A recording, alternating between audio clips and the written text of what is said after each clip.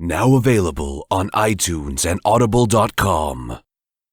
When the train came to an abrupt stop, all three sisters fell to the floor in a heap. Sister Mary Clare rose to help them up. "Probably just a cow on the tracks," Sister Teresa said as she brushed dirt from her habit. Gunshots rang out, and all four sisters hit the floor again. Sister Mary Clare became so frightened that she couldn't even pray, as she heard the other three sisters doing. Two men with bandanas covering the bottom half of their faces tore into the car waving pistols. They ordered passengers to throw their valuables into a hat.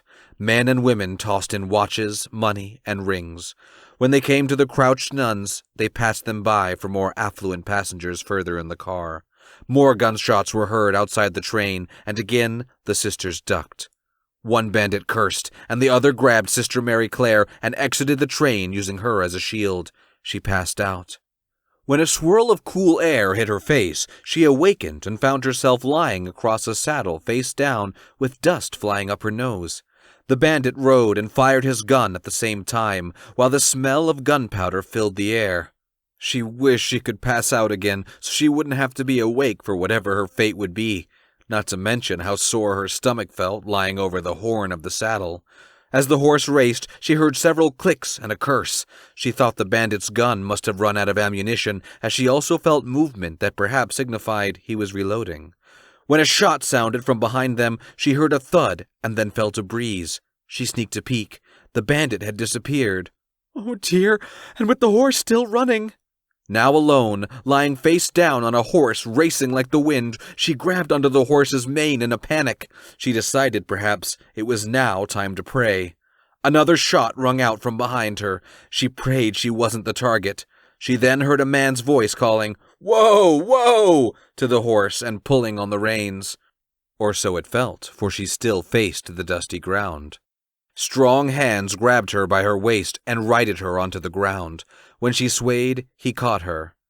"Are you all right, sister?" asked a kindly voice with a matching face.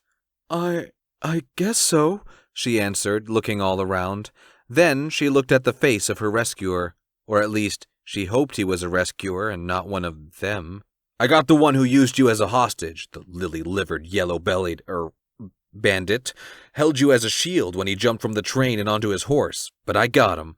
He pointed to the dead body a few 100 feet away. "I'll take you back to the train," he offered. "Where is the other bandit?" she asked, scanning the area. "Jed's on his trail. He'll get him." Sister Mary Clare then asked, "Are you the law?" "No, sister. My friend Jed and I are just local ranchers. We just happened to be nearby when we heard the ruckus."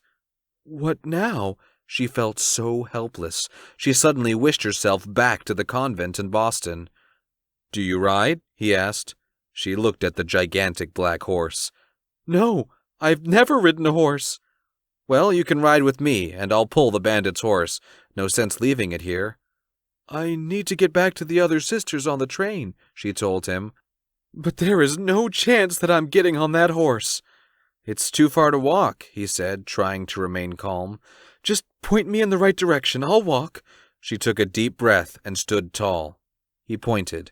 She started walking, her dirty and torn habit blowing in the wind. The Final Vow. Written by Barbara Goss. Read by Persephone Rose.